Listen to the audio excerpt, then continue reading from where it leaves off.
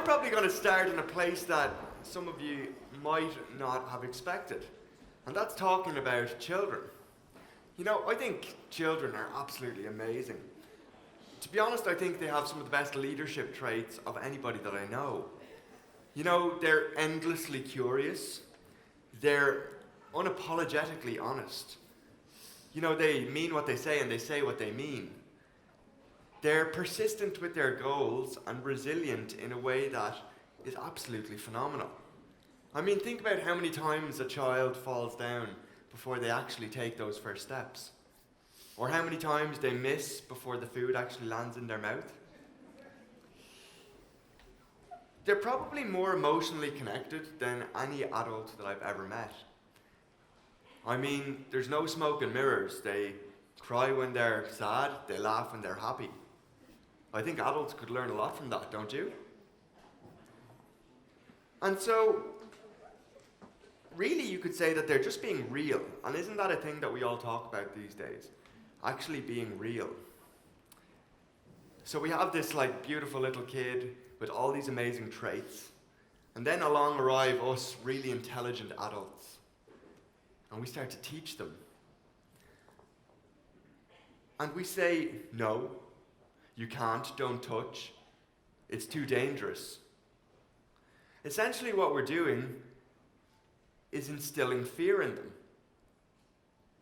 And the thing about that is at times it's necessary, and in places it's totally appropriate. But over time, the more we do that, the more that these little kids start to unlearn some of their most basic, amazing traits. And that's not great in my book, because what it actually does is it covers up and dampens the magic that they all have. And then those little kids grow up to be called Rory, Jack, Mary, Sue, Jane, whatever your name might be. And our ultimate goal for the rest of our lives is to uncover that magic that we all have and to bring our authentic selves back into the world. You know, growing up, I was one of those kids, just like I described, up at the beginning of the day and going until I passed out at night. I was curious about absolutely everything. Like on one of the first days in school, when I was always up to mischief, and my mum got a phone call. The teacher said, "Al, can you come in today?" And my mum said, "Why should I be coming in? My son is an angel. What could he have possibly done wrong?" Well, it turns out that I jocked one of the girls. Curiosity was always a strong point of mine. But what we would soon learn was that I was really struggling. I was largely written off as a problem child, and the reason for that was that my energies were misdirected. I was badly dyslexic, and it wasn't until I started to get some of the assistance that I needed growing up that I started to be able to direct my attention properly. And that was really important because that was around the time that Harry Potter was a big thing. And so I went from a position where it was my dad reading me the books, which was not cool, to me being able to read the books, which was much cooler. And then as I transitioned into secondary school, my love of sports that I'd grown up with really continued. And I went to boarding school and I lived away with 400 guys for 6 years and had an amazing time. But it was also during those years that my love of sport, rugby and running in particular, and then my passion for windsurfing really developed. And that was important to me because it gave me a sense of balance. You know, I was working in school during the day, and then I'd hit the pitch and I'd play in the afternoon. And that was a great sense of work and stress relief. But just like all of you, I was going through being a teenager. Do you know it's one of the hardest times you'll ever go through in your life? Because there's this social expectation. This expectation that you're going to conform in a certain way, that this is the way you should be. There's all these academic pressures that are weighing us down. This is what you need to learn for us to validate you. We're also going through a stage in our lives when we're rebelling. We're questioning absolutely everything, and I did that too. You know, I questioned my body image. I questioned my spirituality. I questioned how I sat with my friends, how I fit in with my family and friends, if that even mattered. There was times when I was really badly bullied. But then again, when I think back, there was times when it was me acting as the bully. There are years that you're going through when you're learning an awful lot about yourselves. And then as I transitioned into college, the work-play balance that I talked about had paid off, and I was really interested in people and science, and I ended up studying pharmacy. And that first year, the idea of work-play went out the window when I discovered that I wasn't in boarding school anymore, and that the lights didn't have to be out at 10. And that I discovered another thing, which was that there was girls in the world. No longer was I just living with guys. And for me, that was really amazing. And as I came to the end of that first year in college, I found myself heading back down to the west of Ireland. This place was so special to me because it was the place where I lived out my passion every summer. I would go down to the west of Ireland and work as a windsurfing instructor and a lifeguard. And I loved this. And I remember on one of the first days that I was down there, I found myself cycling off to the beach by myself. And it's one of those ideal scenes where, as I looked back down the beach, the only footprints in the sand were my own. And as I looked out over the water, the sun was setting over the breaking waves. And next thing I catch myself smirking away. You know when you catch yourself smiling? He knows. And I became really aware that for the first time in my life, age 20 or so, that I'd answered a lot of those questions that I had for myself growing up. And for the first time, I was starting to feel a little bit comfortable in myself. That I was proud of the things that I'd done to that point, and I was excited about what was to come. And it was just around the end of that summer that my life changed in a way that I couldn't have imagined. I'm going to take a drink because my throat's very dry. At the end of that summer, on the first day of my holidays with some friends, we decided to go for one more swim, and we'd been doing it all afternoon. And I ran down the beach, dived in over a wave, and I didn't anticipate how shallow the water was. And when I hit the bottom, I hit my head, and I broke my neck. As I was lying there face down in the water, I was both completely aware of what had just happened, but also completely unable to move. Luckily, I was taken from the water before I drowned, and in the weeks and months that ensued, I went from intensive care to being flown back to Ireland to rehab. And it was there that really things started from scratch. I was like a child again. Except this time, I had the fear that the adults had taught me. I was like a child in every way. I was learning from scratch. The first thing I had to learn was how to breathe unaided. I was on a ventilator and I couldn't breathe for myself. And the first couple of months when they, when they took the ventilator out, it was really like having the umbilical cord pulled. From there, I had to relearn to use what muscle function I had remaining, 15%, my shoulders, biceps, and wrists, to become as physically independent as I could. And as physically demanding as those months were, the hardest thing was the mental battle. Because all of us have faced different challenges in our life. And the question we often ask when we're faced with a challenge is, why me? And I asked that question as well, why me? But it wasn't long before I realized that asking the question, why me, made me the victim of the situation. So I started to ask the question, well, why not me? Why should this have happened to anybody else? And in that moment, two things happened. The first thing was, I started to take responsibility for my life. This was an event that happened, but the only thing that would determine the outcome was how I responded.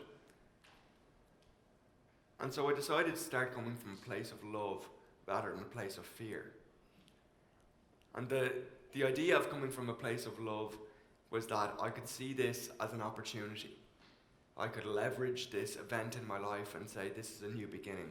This is a chance for me to discover something about myself, to learn and to grow. And in the months and years since then, I've discovered what's called the other self. And all of you and Rory have it as well. And the other self is that part of us that only gets ignited when you face a big challenge in your life, or you take on a big challenge. And it's that part of us that realizes through the ups and downs that we go through in a process like that, that we're capable of more than we ever imagined.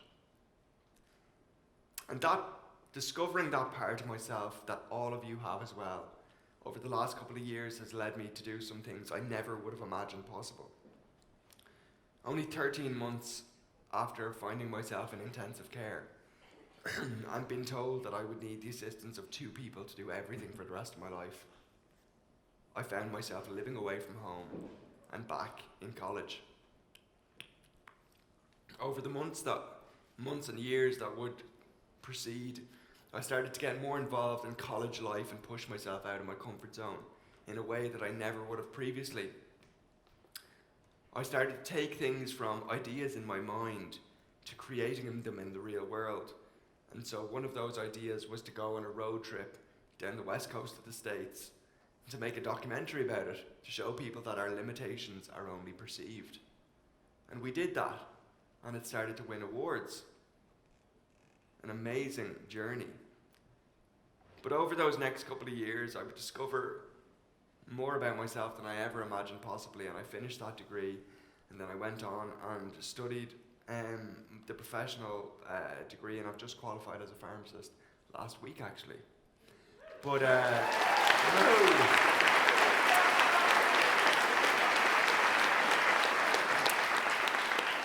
and I don't say that looking for an applause, but it's very nice. I say that because what's amazing is that I didn't do anything big in one day. All I ever did was take simple steps repeatedly. Little actions, little decisions over time can lead to amazing things for us all. And so as I think back over the last couple of years, I think about what I learned about going back to some of those childlike traits and trying to unlearn what the adults had taught me, to learn to fear a little bit less like a child. And there's 3 things. The first thing I learned is that everybody has their shit. It's just boxed in different ways. Now, what do I mean by that? Well, going down the street, my shit or my challenge is very obvious. But as I look across the road, I don't know that Mary is suffering from depression, that the person sitting beside me in school is waking up with crippling anxiety, that my best friend's family are going through financial troubles, or that someone's parent has just been diagnosed with a disease of some kind. Each one of us, at some point in our lives, are dealt some challenge that we wouldn't or couldn't expect. And that puts us all on a very level playing field, would you think? That creates an amazing opportunity to come from a place of love when we face our challenge or someone else does. Because facing your challenge means that you can come from a place of empathy for others, which is incredible. The second thing that I learned was that over time, the power of choice takes us from a place in our lives where we're coming from fear and just surviving through life to a place where we come from love and we're thriving in our lives. Now, those decisions are tiny decisions we make over time again and again, every day. A fear-based decision would be to say, no, I can't, I'm not worth it, I'm not good enough, it's too hard. But the love-based decision would be to say, yes, I can, I'm willing to keep fighting even though it's hard, I'm worthy of this, I'm good enough, I deserve it. And so over time, it's never easy because none of us are good every day, and that's totally okay. But over time, more often than not, finding it within ourselves to say, you know what, yes, I can, I'm willing to keep fighting, I'm good enough, I'm able. That takes us from a place in our lives where we are surviving in fear to thriving and coming from a place of love. But probably the most important thing that I learned over the years is to focus only on impressing yourself. You know, each one of us have a unique set of abilities and characteristics that we're born with. Every day we're dealt a unique set of circumstances. You know, a different energy level, a different mood. People rub us up a different way every day. A unique set of challenges and opportunities. And imagine going to bed more nights than not and being able to say to yourself, you know what? I did my best with what I was dealt with today. That would be a very reassuring thing.